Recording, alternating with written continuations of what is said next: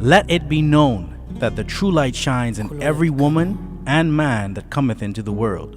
The true light that shineth in the darkness, but the darkness comprehendeth it not. Let us all, within earshot of this true light fellowship, bear witness to the true light within, that we may, like the real and living Messiah, Yahshua Christ, whom many know today as Jesus Christ, pick up and bear our own cross, that we may be worthy of the Messiah by way of the Christ or Christ consciousness, known also as the first resurrection. And as we are now living in these times, let us all rise from our sleep and slumber and do the works of the Most High Heavenly One, this day and every day, as we say, Amun, Amun, Amun.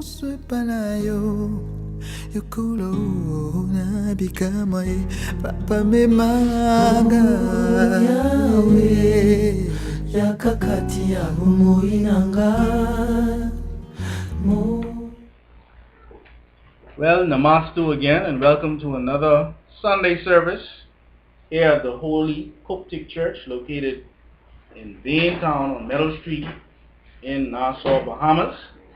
And for those of you who are in our listening congregation, first and foremost, we want to welcome you, and we want to invite you to come down here any Sunday at 9 a.m. or Wednesday at 7 p.m. We have our True Light Fellowship and Bible study. And of course, that's when we have our question and answer period. And so anytime we can see your smiling faces, it's a blessing to us. But in the meantime, we appreciate you being in our listening congregation. And as I was made aware of, our family in the UK is also listening. So we want to say Namastu all the way from the Bahamas. I'll say Namastu. All right, so we look forward to meeting with you guys on Skype sometime very soon. But in the meantime, we hope you will learn and enjoy from this sermon. And for those who may not know my name is Pastor Cleveland Eneas III. I'm also known as Anku Sarah. And that being said, I want to welcome everybody that is here today in the flesh. All smiling. Y'all don't look as tired today. I know I feel rested. I don't know what y'all. But then y'all don't look as tired. Let me just say that, right? And so we want to welcome each and every one of you today. So today is a special sermon insofar as it's the Sunday before the 40th anniversary or celebration of independence in the Commonwealth of the Bahamas.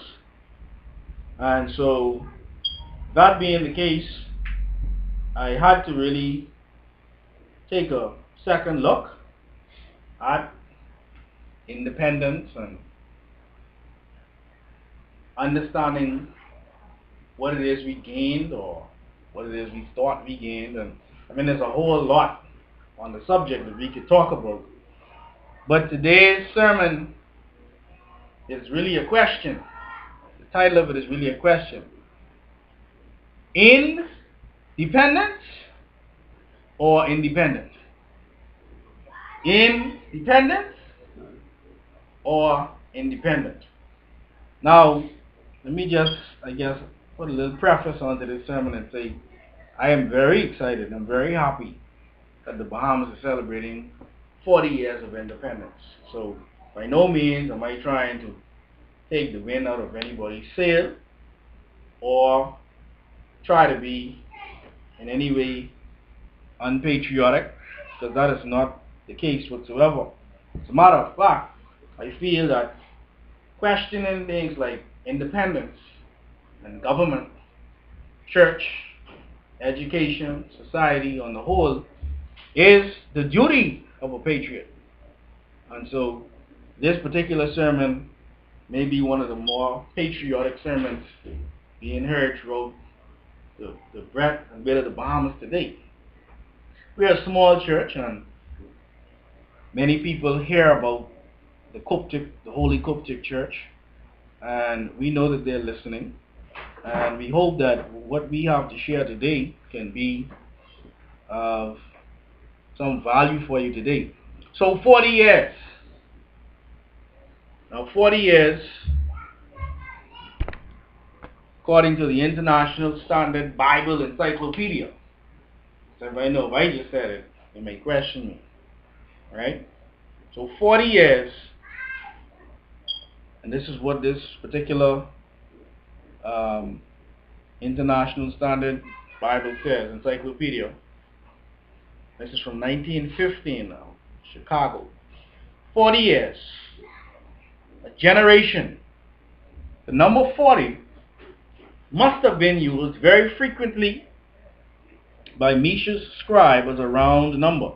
It is probably often used in that way in the Bible, where it is remarkably frequent, especially in reference to the periods or days or years.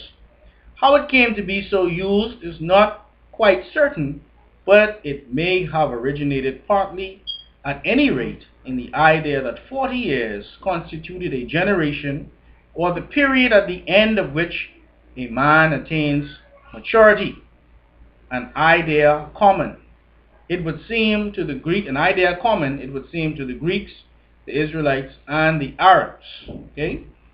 So this is the International Standard Bible Encyclopedia. And so I don't think too many people would disagree that 40 years represents a generation. Come on? And so our nation then has been around now for one generation. Since 1973, July 10th, 1973, to now upcoming July 10th, 2013, we would have seen a generation pass us by. And what, I guess my question is what has that generation yielded us as a country? What is it that independence is supposed to be all about? Why are we so excited? I'm not saying we don't have a reason to be excited. I'm just asking why. That's a fair question. The t-shirts are out, the flags are out, celebrations are now finally starting to come around. You were wondering how long it was going to take. And I must say, to be honest with you, we as a people are not as excited about these 40 years as the media would like for us to think.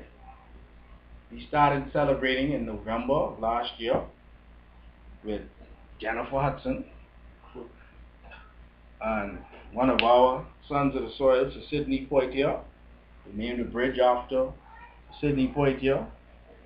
And then things went quiet for a few more months. And then we had the 40 days of leading up until the 40th anniversary or independence.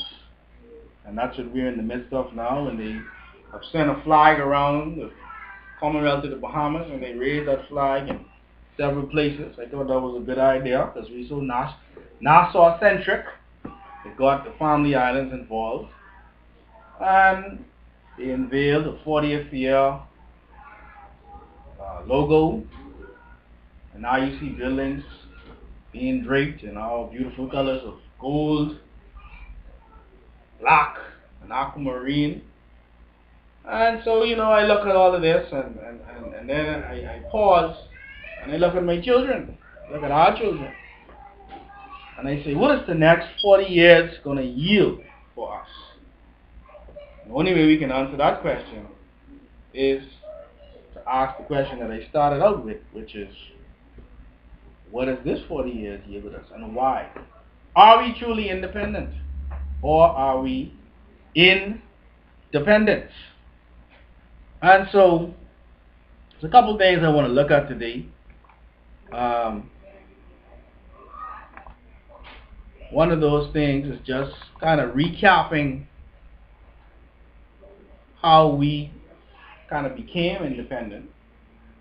And I'm not going to go through the entire history of independence, but I went up to the website that the government has put up on the web and pulled a couple of things down. And one of the things, because July 10th at 12 a.m. the Union Jack, which is the flag of the UK, came down. Our flag went up. Our national anthem was sung, coat of arms, etc. All of these things came into play. And that, for many of us, is our understanding of independence. A new flag and a new national anthem. Now, that might not be a big deal for us who were born after 1973, or even those who may have been born before 1973 but didn't have to sing God Save the Queen and all these different songs that our parents can still sing to this day. And so, to them, it was a big deal. They had to really, it changed the way they did things and how they saw themselves and how they looked at the UK. And so, I'm not trying to diminish us gaining a new national anthem and a new flag, because I wasn't around when the Union Jack was flopping around and singing God Save the Queen. I would choke singing that, right? Because we born free, supposedly. Yeah? But after we got this flag and this national anthem, we were told that we were independent. But to my knowledge, and I can be corrected if I'm wrong by anybody who may be listening to this sermon, to my knowledge, we were not given a blueprint on how to be independent. Nobody said, okay, now, this is how you carry on when you're independent. As a matter of fact, one of the things that made me question whether or not we are independent or independence is simply the structure of the government. Now, the government, in order for the people to be independent, the government must be independent, because the government is supposed to be the people, and the people are supposed to be the government. So if the government is independent, well, by goodness, the people have to be independent. And so, I said, let me do some simple Googling. Go up on our website for the country and look at the overview and the structure of the government. And it reads, just bear with me a second, let me just get it together. Very good. It says, as a member of the Commonwealth of Nations, as a member of the Commonwealth of Nations, the Bahamas recognizes Her Majesty Queen Elizabeth II as head of state. Oh my Lord. That's how we starting. Read it again. Let's read that again. As a member of the Commonwealth of Nations, the Bahamas recognizes Her Majesty Queen Elizabeth II as head of state. So we got a new flag, a new anthem, the independent. Start reading the fine print. We ain't so independent. It goes on to say the Governor General is Her Majesty's representative in the Bahamas and constitutes a symbol of the nation's unity. Really? That's what we're supposed to be looking for our unity? Someone just got killed on Augusta Street that last night because we ain't unified. But we supposed to be unified in Queen Elizabeth II. The cabinet constitutes the executive branch and has general direction and control of the government of the Bahamas. It is necessary for the cabinet to comprise at least 9 ministers, inclusive of the Prime Minister and the Attorney General. Interesting. Number 9 is a number that we are familiar with, and we'll get to that a little later. Parliament constitutes the legislative branch of the Bahamas, which consists of a Senate and a House of Assembly. Subject to the provisions of the Constitution, Parliament may make laws for the peace, order, and good government of the Bahamas. Judicial authority is vested in the judicature, which comprises the Supreme Court and the Court of Appeal, with such jurisdiction, powers, and authority as may be conferred on these courts respectively by the Constitution or any other law. Okay? A lawyer will have to explain to me what it means when it says any other law. I guess it's not enshrined in the Constitution, but something that comes up within the Parliament.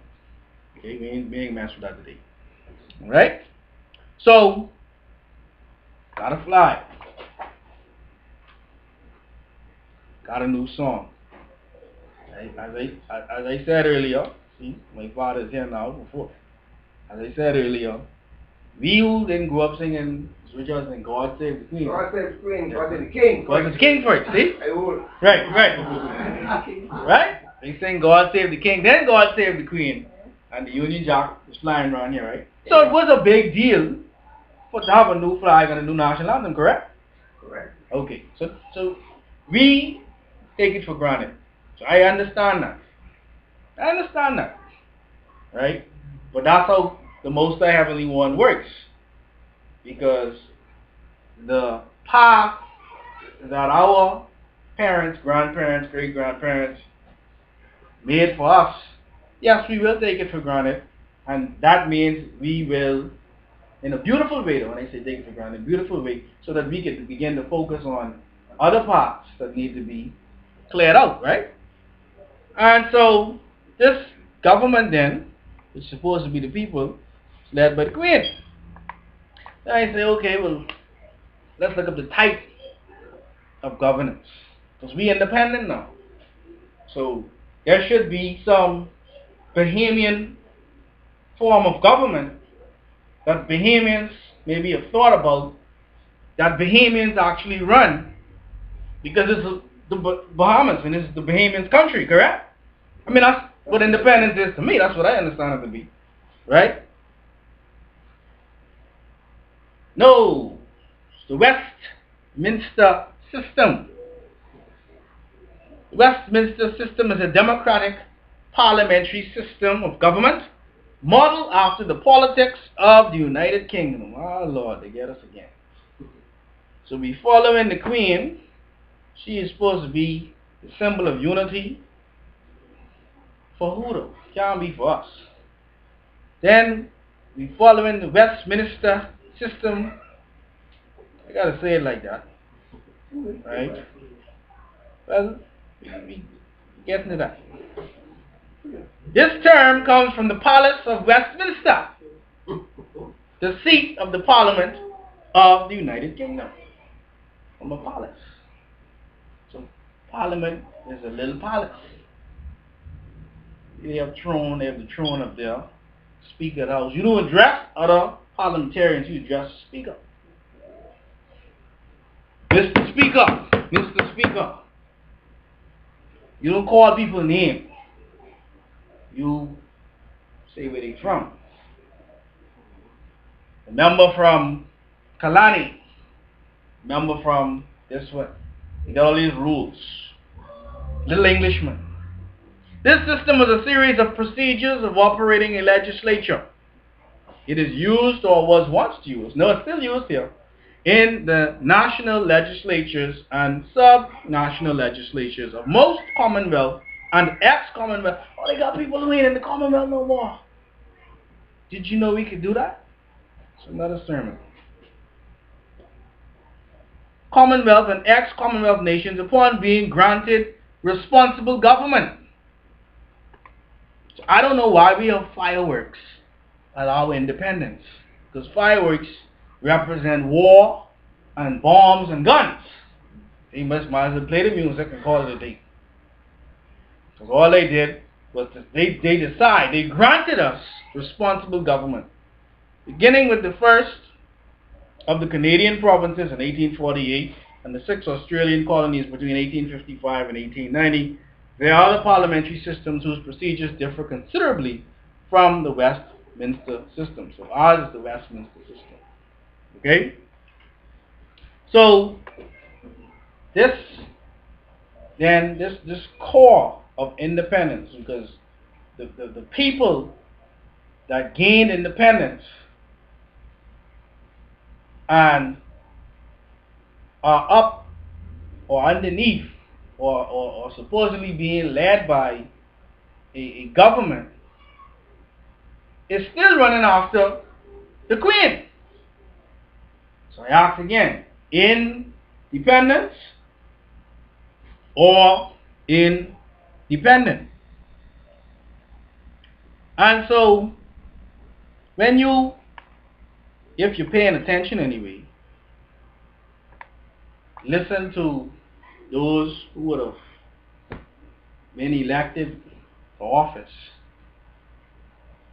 I didn't really start doing it till recently. I guess maybe they didn't know I used to put it on TV. Maybe I wasn't paying attention. But anyway, since they started putting it on TV, I listened to the oath that these parliamentarians take. Why is that important? Because they come to you soliciting your vote, which is your voice. And your voice is your spirit. Okay? They ask you to please lend me your voice for 5 years. And I will use it to get things done that you need done in this constituency. That's how it's supposed to work. Of course, we understand that people who come into your door ain't really live by you anyway. So they really have to be held accountable, because after the next 5 years, if they don't make it and they go back to where they live, they never have to look in your face. See, if somebody from your neighborhood was sent to parliament and they didn't do what they're supposed to do, they still got to deal with you after they out of office. You understand? And so that's a whole other sermon. But there are several forms of oaths. But one oath that puzzles me, because we're supposed to be independent. One vote that puzzles me is the oath of allegiance. It's actually the first oath they have here. You can Google these things. And it says, I, Mr. Politician, do swear that I will be faithful and bear true allegiance to Her Majesty Queen Elizabeth II, her heirs and successors, according to law, so help me God. So you gonna ask for my vote, and then you pledge allegiance to the Queen. Well, I thought you were supposed to be pledging allegiance to us. I thought we sent you up there because you're supposed to be loyal to us. So I guess at the end of the day, you just using us. We really just the pawns in this game. The Commonwealth, the commoners in the Commonwealth, ain't our wealth. They didn't even have the audacity to pledge an oath of allegiance to the people who put them up there. They pledge an oath of allegiance to a woman who will never meet them, don't care about them, no never wish to meet them, no never care about them. When they try to mimic her, they speak the standard British English, the Queen's English. It used to be the King's English. We do it so beautifully. We dress like them. Mr. Speaker, I speak on behalf of the beautiful people of whatever. I don't want to put anybody on the spot. And we wear our wigs. And we are so proud to sound like those that we are independent of. Right. And so, am I trying to be disrespectful? No. Am I trying to stir the pot? Yes. Because we have to know what it is that we're doing now if we are going to improve on what we can do for the next 40 years. You see, after every game, any professional sport, after any game, you have to spend some time watching that last game. Win or lose. If you win, you got to figure out what you did right. If you lose, figure out what you did wrong. In each play, you figure out what you did right and wrong. But you don't go into that next game, definitely not the next season, without understanding what you did right and what you did wrong and how you're going to fix it. And that's what we have to do in this country if we are going to improve upon the things that we did over the past 40 years. Amen? And so, we understand that after a generation, we still hold, the queen is still the head of state, is still given an oath of allegiance to her. She's still seen as a symbol of unity in our country. And so I ask again, independence or independent? Now, what I want us to realize or understand when it comes to government, you see, in the Holy Qubtic Church, we understand that in ancient Africa, in Tamaray, there was no separation of church and state. See, that's wickedness. Because the church could tell you one thing while the government bombing you a day or two later. Because they are not tied together. All of these people who giving oaths saying, "So help me God," but yet when they meet and discuss the politics of the country, they put God to the side. They make up their own laws. They got a whole place to do it, the Senate. Now that ain't blasphemy. Am I saying that we should just allow the church to run the country? Hell no, I ain't saying that. Because the church in this country is wasting the government. Y'all can clap. I say it again. The church in this country is wasting the government. You understand? That might make some of y'all mad, but y'all know in the core of your heart that what I'm saying is true. Because the church has lost its way. That's why in this day and time the Holy Qubtic Church had to be revived, remade, and renewed so that we could guide those with a sincere heart back into the bosom of the Most High Heavenly One. And so we often talk about the divine gene. We often talk about this link between the heavens and the earth, as is spoken of in the book of Genesis chapter 2, verse 4, where it simply reads, "These are the generations of the heavens and the earth, when they were created in the day that the Lord God made the earth and the heavens." These are the generations of the heavens and the earth, when they were created in the day that the Lord God made the earth and the heavens. So there are generations in the heavens and generations in the earth. We've also spoken about a war in heaven that you would have seen in Revelation chapter 12, and the fact that Michael and his angel and the devil, or that old serpent called many names, and his angels were cast out into the earth. And Genesis chapter 6 then gives us a little insight into what happened after these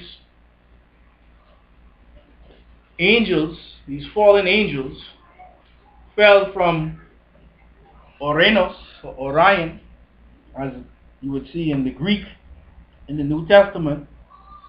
In Genesis chapter 6, if we just read from verse 1, "And it came to pass, when men began to multiply on the face of the earth, and daughters were born unto them, that the sons of God saw the daughters of men, that they were fair, and they took them wives of all which they chose.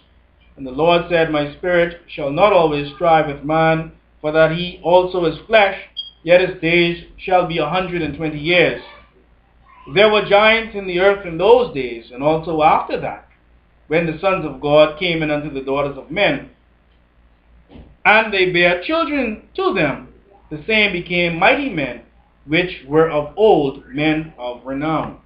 So it could be a bit confusing, saying that the sons of God had already come, and then in verse 4 it's talking about giants, and then after the giants you have another group of sons of God coming, and out of those sons of God you have these mighty men, or men of renown, the Gibborim, okay, such as those like Nimrod, son of Cush, the builder of Babylon, all right, or ancient Babylonian Cushites, the Sumerians, all right, not the Canaanite Sumerians, not the pale race of Sumerians, but the originals. And so you have two groups here: fallen angels, 200 fallen angels, and 23 elders, 24 elders. Okay? And we need to make that very clear, because what we are not picking up on in this country, especially in the churches, is that when these two groups came down, they established themselves. They established themselves. How did they establish themselves? Well, this first group, when they came down, they, just like those that came after them, established government. Now, when we're talking about God, many times we say, "With render unto Caesar what is Caesar, and unto God what is God," as if to say God has nothing to do with government. Yet, when we go to the book of Matthew, chapter 6,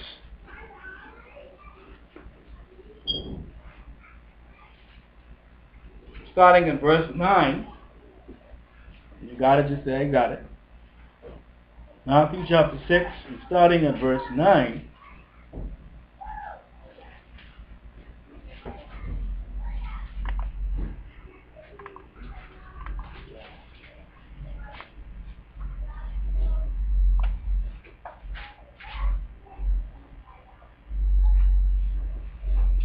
Okay?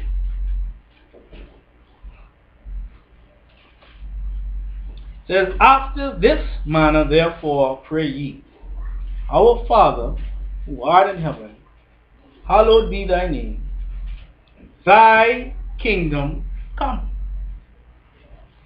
So the Father that we are praying to, that Yahshua Christ, many call Jesus Christ today, Yahshua Christ, the Father that we are being told to call on, or we are being granted permission to call on, or we have been made aware is our Father.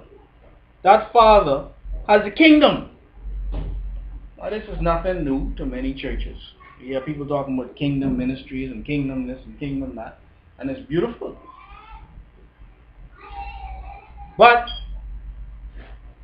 when we look at this word kingdom in the Greek, basileia, from which the word basileus comes from, which is another way of saying president, or he that rules, she that rules. And it also talks about a rule or a realm, literally or figuratively, and a reign. All things associated with government and kingdoms and parliaments and senates and all of the constructs of government.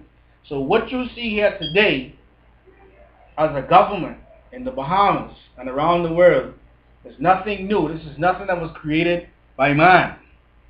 This is something that was brought from the heavens, and as a tool, it was used by both groups of angels, the 200 fallen angels and those 24 angels. Okay? Now this is key, because now we're celebrating 40 years, and we need to know how we're going to proceed. Now, we already made it clear that the government of the Bahamas is lined up with that of the UK. And the head of state is still the Queen. But when you're dealing with the head of state with regards to this country, she becomes the Queen of the Bahamas. As they made it very clear recently during the constitutional reform. One of the lawyers was explaining we are not technically paying allegiance to the Queen of England. She is the Queen of the Bahamas. I'm like, wow, I feel so much better. Thank you so much. Right? And so we recognize then the one prayer that Joshua gave to the people and his disciples talks about a kingdom coming, which means that the kingdom was where? Not here. That's what you could confirm. If you don't know where it is, you know where it isn't. Not here. And so we had to bring the kingdom. And so if the kingdom wasn't here, but there are kingdoms here, then whose kingdoms are running and ruling this planet right now? Must be the kingdoms of those 200 fallen angels. And that devil, that old serpent, those reptilians, shape-shifting reptilians that mean us no good. Must be who we've aligned ourselves with as a government and as a country.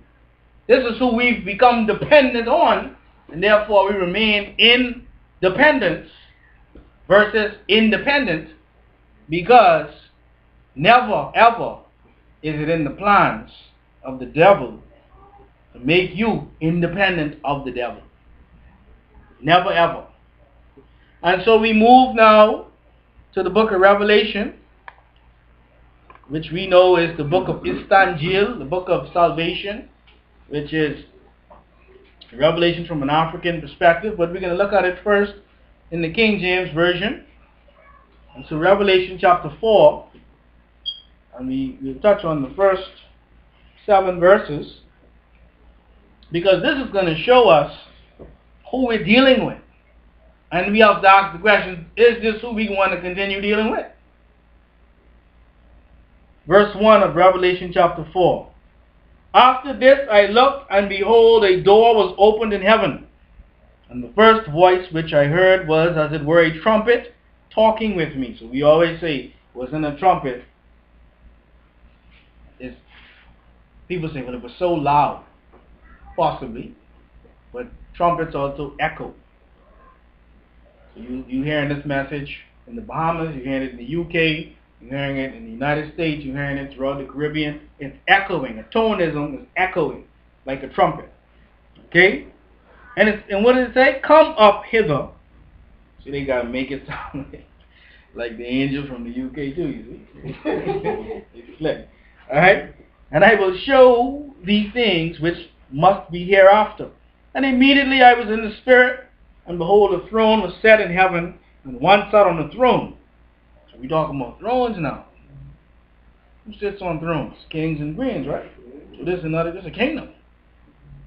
And he sat, and he that sat was to look upon like a jasper and a sardine stone, and there was a rainbow round about the throne, in sight like unto an emerald. That rainbow represents the original covenant of Noach. And round about the throne were 24 seats, and upon the seats I saw 24 elders sitting, clothed in white raiment, and they had on their heads crowns of gold. And out of the throne proceeded lightnings and thunderings and voices, and there were 7 lamps of fire burning before the throne, which are the 7 spirits of God. And before the throne there was a sea of glass, like unto crystal, and in the midst of the throne and round about the throne were 4 beasts, full of eyes before and behind. And the first beast was like a lion, and the second beast like a calf, and the third beast had a face of a man, and the fourth beast was like a flying eagle. Okay, and we've touched on these 4 beasts before, but we have to look at it now again within the context of understanding we as a people are being forced to align ourselves with. Let's jump over now to Revelation chapter 13, where it talks about the beast. Let me just start at verse 1. I'll stop when I need to. Revelation chapter 13, verse 1. And I stood upon the side of the sea, and I saw a beast rise up out of the sea, having 7 heads and 10 horns, and upon his horns 10 crowns, and upon his heads the name of blasphemy. So this beast was not of God. Okay? This beast moves in a blasphemous way whenever looked upon by the children of the Most High. Okay? But it talks about this beast having 7 heads.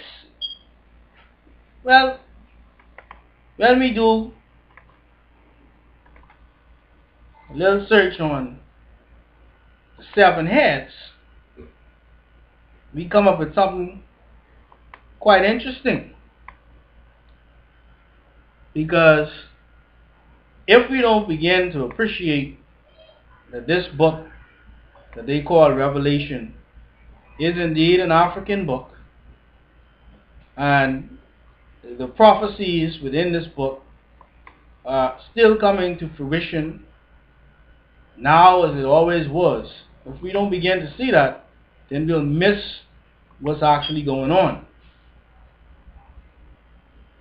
And so I did some more little research into what I found to be the G7. Now, some people may say, well, that's just a coincidence. But if that is a coincidence, then I want you to go ahead and find me 7 nations right here in 2013 that call themselves the 7 something that actually run the world. Right? And so I said, well, let's see exactly what the G7 is all about and who is a part of the G7. Alright?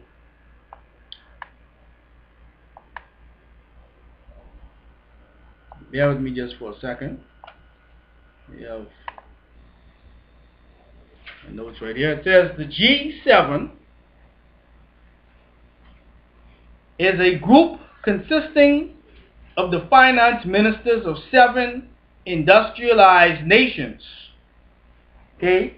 Now, you got to watch the beast when they word things, because they say in industrialized nations.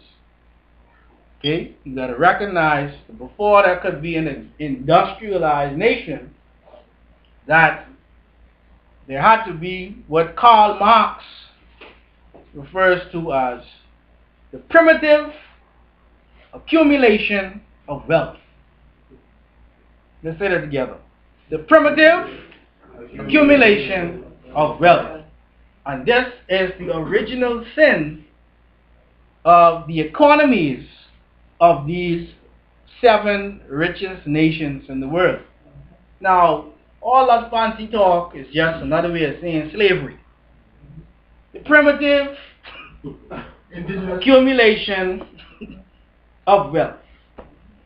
They grab our ancestors and the ancestors of other indigenous people on this planet, and they built an economy off of them so that they could become the richest economies that this world, that his story has seen.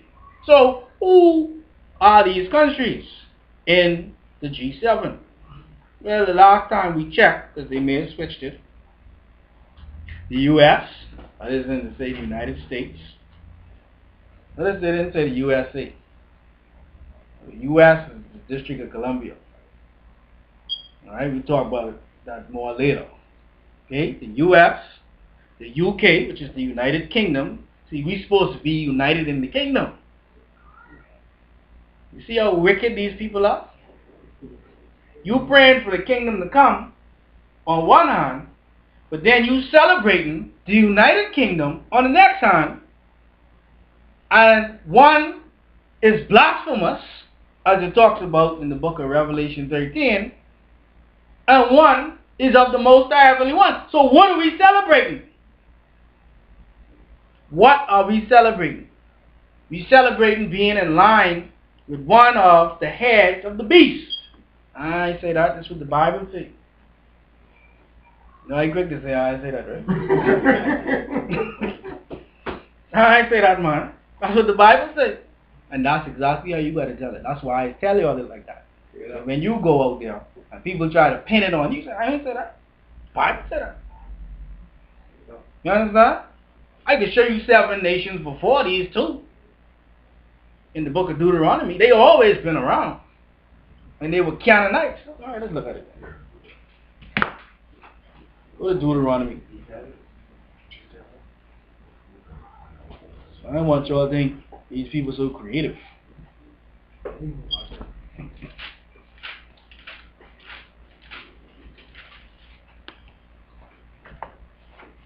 Deuteronomy chapter 7. Now this, I ain't put this title here now. Okay? That's what the King James people put there. Totally destroy the Canaanite culture. That's what they are. I ain't say that. This was the instructions to the children of the Most High. Deuteronomy chapter 7. Okay? Deuteronomy chapter 7. Okay? Now if you're confused about who the Canaanites are, you go and you look in Leviticus 13 and 14. Okay? And they talk about people who have a lot of melanin. Their freckles are not as close as ours. Okay? When the Lord thy God shall bring thee into the land whither thou goest to possess it, and hast cast out many nations before thee, the Hittites, 1, the Girgashites, 2, the Amorites, 3, the Canaanites, 4, the Perizzites, 5, the Hivites, 6, and the Jebusites, 7, and then if you still ain't sure, it says 7 nations greater and mightier than thou. That's the G7 right there. In biblical times. So you still think this G7 is a myth? You think we just coincidentally matching numbers? These are the Canaanites calling themselves different names. Listen to the names they call themselves now. Now they calling themselves the US. Now they calling themselves the UK. Now they calling themselves France. Now they calling themselves Germany. Now they calling themselves Italy. Now they call themselves Canada. And now they call themselves Japan. So you don't figure it out. You aligning yourself with the Canaanites who Yahshua was telling you not to align yourself with. Right? See that? In the book of Matthew. I want to be clear. I don't want people to say we just out here making stuff up. Right? Matthew chapter 10.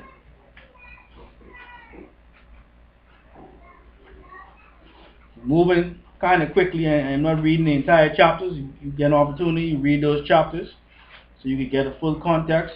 Because we don't want people to think we are taking things out of context. So go and read it for yourselves. Matthew 10 verse 5.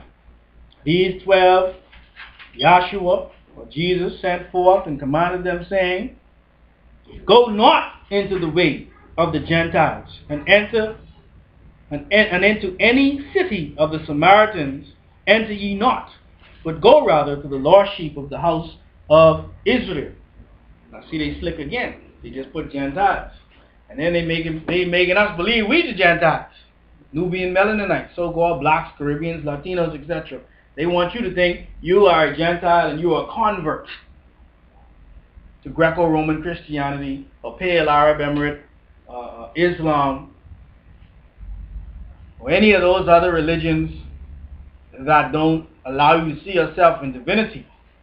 This word Gentiles is seen in Genesis chapter 10, when we looked at it before under the word Javan, and the word the Gentiles were the Greeks. Okay? Gentiles were the Greeks. We got to make this clear. Because we're going back to Revelation chapter 4 to talk about them 4 beasts. Because we still in dependence. Okay? So, the G7 then They are the seven of the eight, because they have China excluded.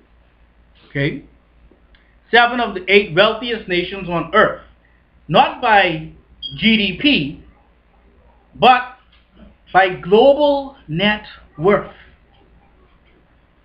Okay, they run the planet. The G7 represents more than 66%. That's a funny number, eh? 66%? Anyway, that must be a coincidence. Let's just leave it. Disgusting.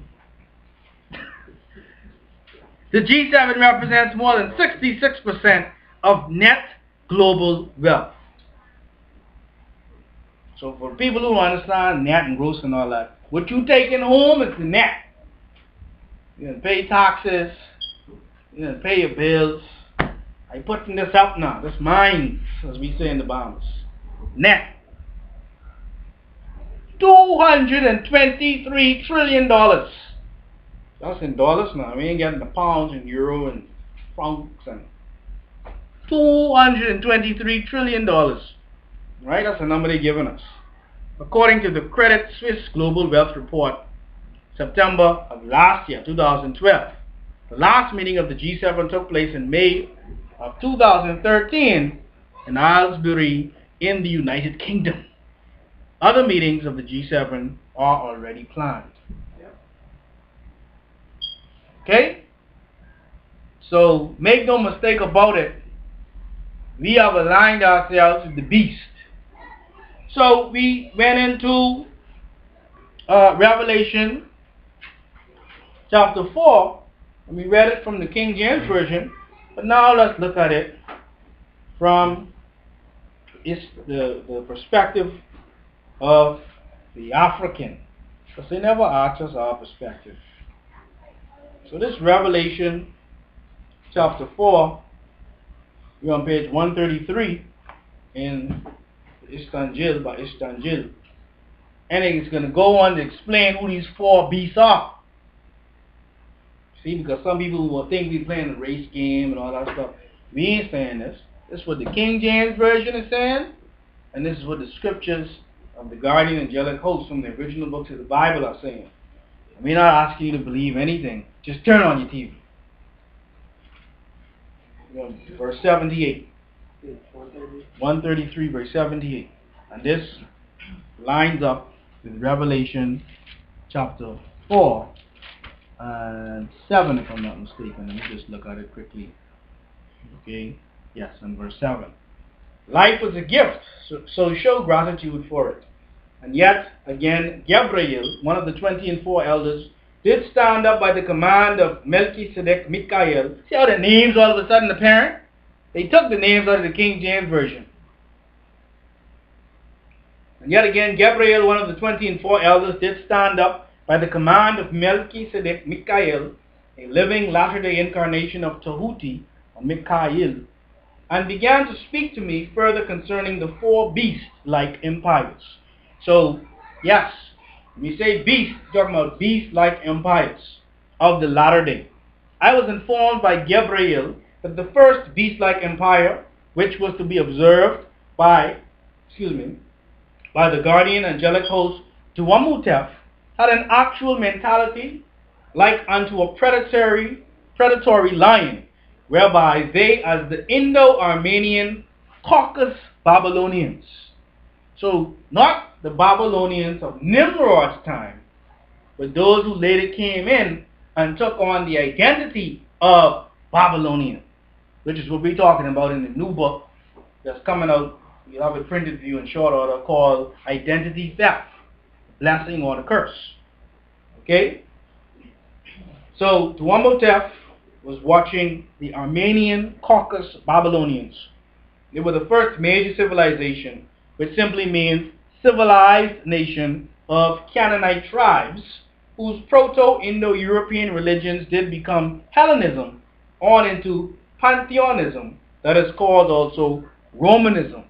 So this rolls straight out of Babylon into Greece, into Rome, and into America is what he would have saying. Gabriel did continue by saying that the second beast-like empire, which was to be observed by the guardian angelic host Hapi, had an actual mentality like unto a bull-like calf or stubborn nature, whereby they, as the Greek Ionian Empire, were the second major civilization, that is to say, civilized nation of the Canaanite tribes. So these Ionians are seen in the book of Genesis chapter 10, and you click on the word in the Strong's Concordance on the Javan, who was the son of Japheth. They were mixing their seeds, and they or their offspring were considered heathens or Gentiles. Okay, I didn't say that. That's in the Bible. All right. It goes on to say, Gabriel did continue by saying that the third beast-like empire, which was to be destroyed by the guardian angelic host, which was to be observed by the guardian angelic host Yemseti, had an actual mentality like unto an aggressive beast-like man, whereby they, as Romani, called Roman Empire, were born of the jackal line, saying they, as Caesars, are birthed out of the line of Romulus and Remus, were breastfed by the female jackal wolf. Simply they were an offshoot of the Canaanites of the land of the Indo-Armenian Babylonians. They came out of the Caucasian Babylonians, out of the Greeks, and then you had the Romans.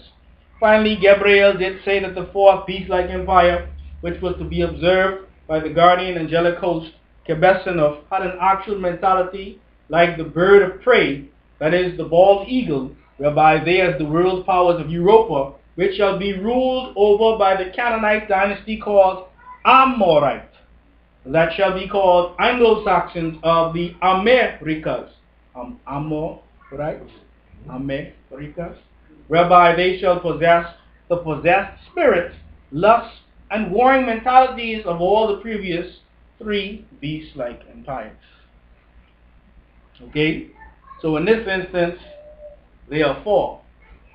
By the time as you move to Revelation chapter 13, they've moved on to 7 heads, and they talk about 10 crowns. So what it's saying is, as we talked about earlier, this first group of 200 fallen angels, okay, has established themselves in every generation, building their kingdom on earth, where you were supposed and will be the successors or the caliphs of the planet. Of the planet. Didn't just say Africa, said the planet. You understand? And so when we talk about independence in our beautiful island nation, we have to be very clear then that as we align ourselves with the UK, that we are aligning ourselves with the beast. And the beast will never make a way for us to be independent. Never will. And so we move now to, first let's look at Psalm 82. Because we need to understand that the Most High Heavenly One has a kingdom, and we have to now, as the hands of the Most High Heavenly One on their reign,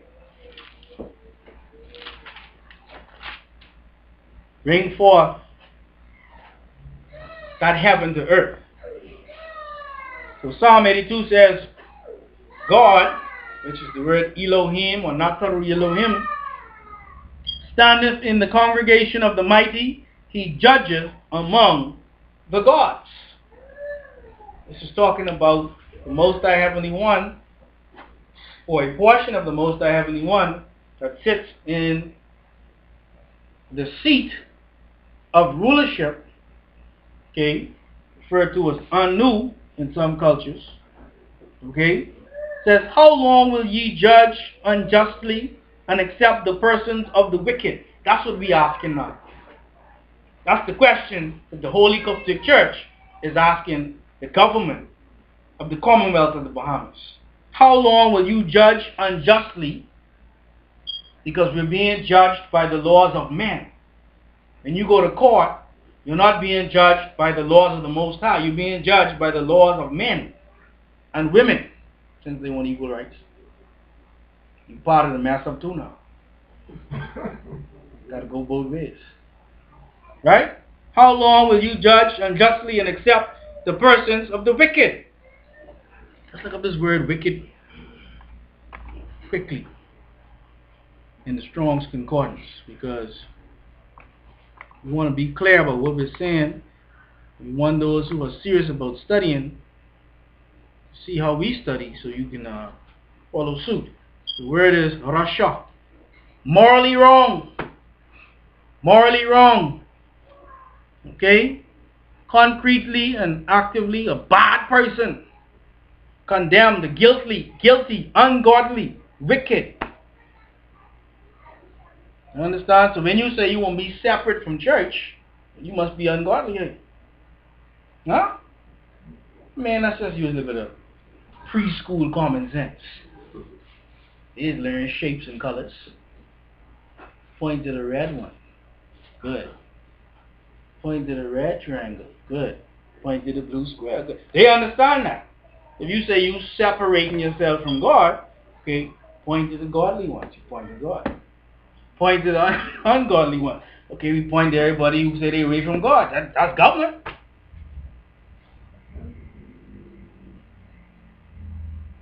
They'll say yes, but it's enshrined in our Constitution here in the preamble. People are arguing about it now. And y'all don't use the Bible and God. So stop it. Alright? It says, defend the poor and fatherless. This is what the government's supposed to be doing. Defend the poor and fatherless. Do justice to the afflicted and the needy. Don't give us more taxes in a recession. That ain't what the government's supposed to be doing. Deliver the poor and needy. Rid them out of the hand of the wicked. When wicked people coming for you, they cannot rid you themselves. So we can't keep pointing fingers at the government. The people need to wake up. Government can't save you. Government already made a decision. You understand? They behind the queen, the beast. They know not, neither will they understand. So don't look for them to figure it out. They can pray from now till the kingdom come. They know not, neither will they understand. They walk on in darkness. They can't see. All the foundations of the earth are out of course. You see what's going on now? Pure foolishness. See, they talking about gay rights. Well, guess who's jumping on that bandwagon now? The pedophiles. You know they saying, yeah, they saying pedophilia is a sexual orientation now. Just so you know, don't believe me, you go check that out. Yeah, they trying to get on the bandwagon. When we talk about polygamy, they look at us crazy. That's in the scriptures though. We can have a sermon on that one day. Right? The pedophiles jumping up now and saying, no, I'm telling you, the devil, something else. Yeah, so you moving the old land, y'all check it out. So everything is out of course. Pedophiles now saying they should be able to have a little churn. I have said, ye are gods, and all of you are children of the Most High. Okay? So you can't bring God's kingdom to heaven unless you also too are a God. Yes. You understand? But a child of the Most High. If that offends you, then it's not for you. Carry on smartly. But ye shall die like men. So that's why when we say we God and you say we men, we say, yeah, we supposed to be like men because we are amongst men. The Most High always comes and the Most High always appears to be like those that it comes to. If we came to the ants, we would look like ants. If we came to the bees, we would look like bees. No, but we came for you. So we look like you. But don't judge us by how we look. Judge us by our works. That's what the scriptures say we can be judged by. Amen? But ye shall die like men and fall like one of the princes. Arise, O God. Arise, Nassau Elohim. It's talking to us. Here, on tar earth. We have to now arise. Judge the earth. That's what we're doing today. We're judging the earth. We're judging the nation. Not as the judge, but based on the judgment given to us by the judge, the King of Kings, the Lord of Lords, The Most High Heavenly One, Ane Re. Arise, O God, judge the earth, for thou shalt inherit all nations. Because that was the original plan to begin with. You see? And so we end by giving you an understanding or overstanding of how the governments were actually set up in the times of our great guardian angelic host, billions of years ago. We're in the original books of the Bible, we're in book number 2, page 57, verse 95. This book is the book of the beginning. It says, Ane Re is real. Ane Re is real. You must know that. So remember always that there have been many appointed to sit in the seat of Anu. It's A-N-N-U. The Most High. For it is a seat of responsibility and qualifications. You're not just selected for that seat. You have to be able to respond and you have to be qualified. Much like your planet's many presidents and prime ministers. Yet, one of the first to manifest physically onto Tar Earth, this new Earth, early in its formation by way of the rulership and powers of the manifested seat of Anu, was and is called Re, the Most High ruler of the great crystal city, during one of its initial passings and cataclysmic interactions with Earth 24 billion years ago. This is why you have the asteroid belt in the middle of the solar system. This is why they're trying to figure out why the moon and the planet Earth seem to be so similar, because there was a war in heaven and you're looking at war debris out in the solar system. This is what NASA and other space agencies, those in the G7, all of them have the ability to go to space. Okay? This is what they are looking at. You have the answers. They're trying to figure out how you get it. And the Ray is real, that's how. He, the high guardian Ray, had a ruling cabinet or court, that's what we're talking about now, composed of and originally logged as celestial precepts and earthly seats, namely the two adversaries, Haru the elder and Sutuk his brother. Right? It's before the time of Hasaru 10,000 years ago. We're talking 24 billion years ago. So we're talking about Haru the elder now. Different Haru. Haru the elder and Sutuk his brother. 3 Nitaru student priests, a Tumre, a Tunre, and a Munre. 4 captains of the 4 winds, namely Duamotep, Kebesanov, Hapi, and Yimseti, who do control the 4 smaller crystal city crafts which accompany the great crystal city raised Manja. So those are the 4 winds spoken of in Revelation chapter 7 that are holding back the 4 winds that are going to destroy the planet. Right? That are watching the 4 beasts. We just read that, right? Then it goes on to say 5 sacred female guardian angelic hosts, Niet, Aset, Sakmet, Ma'at, and Hathor. Today, some may refer to them as Eastern stars. 6 teachers of all recorded facts, Atum, Re Harakati, Tohuti, Tar, Yimhotep, Net Jerikat. 7 Afertis. The word Aferti, you see it in the Bible as the word Afar, when you see dust. Okay? Why is that so important? Because the word Aferti means rulers birthed from divine blood or heritage. The dust is the blood. Alright? And those were Narmer, Mentuhotep, Amenemes III, Khufu, Ankhenaton, Tutankhamun, Ramos II. 8 Rashunat, the 8 generational angelic heads, Nun and Nunet, Het and Hehet, Kek and Keket, Amun and Amunet, and the Sedjet, which is the council of 9, Amun Re, Shu, Tefnut, Geb, Nut, Asaru, Aset, Sotuk, and Nebtut. Remember, our cabinet has to have at least 9 ministers. Just so you see what's going on. You have to have it. Why 9? Why the Supreme Court of the United States have 9 judges? This is where they're getting it from. Right? All of this, as well as much more from Tamarian or ancient African culture, became replicated countless times within Tamaray, ancient Africa, and many other societies and even religions.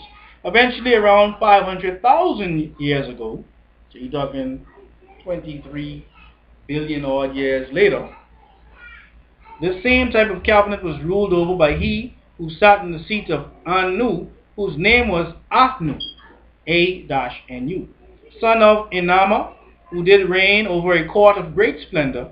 It was a place with an artificial garden sculpted with the semi-precious stones, much like the hanging gardens of Babylon, one of the wonders of the world. There he sat, there he that was and is called Anu by the Sumerians, talking about the ancient Cushite Babylonians, not the Canaanites, resided with his wife and half-sister, Antum or Antu, 6 concubines, 80 children, of which 14 were by Antum, 1 prime minister called Tammuz, so Tammuz is also a prime minister, 3 commanders in charge of the Mu, the word Mu means rocket ships. Their names were Mat Ali, Nunshuber, and Utu. 2 commanders of the weapons, Ninurta and Shar-Ur. 2 great masters of written knowledge, Hotep and Hunum. 1 minister of the purse, Ninti. 2 chief justices, Baalat and Murdoch. One was agreeable, one was disagreeable. Murdoch was originally disagreeable. His sister Baalat was agreeable, and she convinced him to work on behalf of the agreeable. Okay, 2 chief justices, Tahuti and Khonsu, and 5 assistant scribes, all of which Balas wanted to rule. Balas being Iblis, or that reptilian serpent, who now parades himself by way of the many countries that he's now implanted himself into, including this one, mimicking the Most High, wanting to rule the stars of the heavens, wanting to rule you. Because remember, the covenant that Abraham had was that his seed would be like the what? The stars of heaven or the suns. That's you. That's who they're ruling. That's why I keep pointing to Rawson Square, where the statue of Queen Victoria sits and rests on those 2 lions, which represent you, the conquering lion of the tribe of Judah or Ayuta. And so we have to become aware of these things now after 40 years. After a generation has passed, we must say that the generation before us, they did a good job. They did well. Let's give them a round of applause. They did well. I mean that. And they're tired now. So we can't look for them to save us. We must now save them. Because remember, before Jesus could save the world, he had to be saved. So they had to save us so we could save them. And that's what we're doing now. We have to point these things out so we can now question it or diagnose it. Because you can't come up with a cure until you have what? A diagnosis. Simple as that. You see? And so, with these 40 years upon us, and we're moving now into the next 40, we just want to be encouraged to be mindful of what we actually have done in the past 40 years so that we can truly move forward, upward, onward together in the next 40 years to come. But we want to move with the spirit of the Most High Heavenly One, Ane, whatever name you may call it out there. We want it to be in harmony with the universe, in harmony with nature, in harmony with everything that we know that is God. And with that we say, Amun, Amun, Amun, Namaste. You have been listening to the True Light Fellowship Hour, brought to you by the Qubtic Church of the Black Messiah, Journey Home Group International, located Meadow Street, Bain Town, and led in the Bahamas by Pastor Cleveland W. Eneas III. If this message has been a blessing for you today, and you feel it in your heart to assist us in bringing forth this weekly message by way of advertising or otherwise, or you wish a copy of this message, we ask that you please contact us at 242-426-1148 or email us at qubticrevealer@gmail.com. That's QUBTIC revealer@gmail.com, or on Facebook, the Qubtic Church of the Black Messiah, Journey Home Group International, Bahamas Branch. We bow to the divinity in you all by saying Namastu.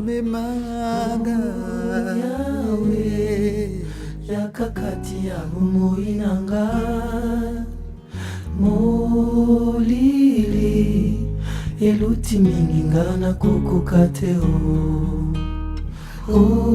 Okolo Yabikamwa Yonde winda ya bumu inanga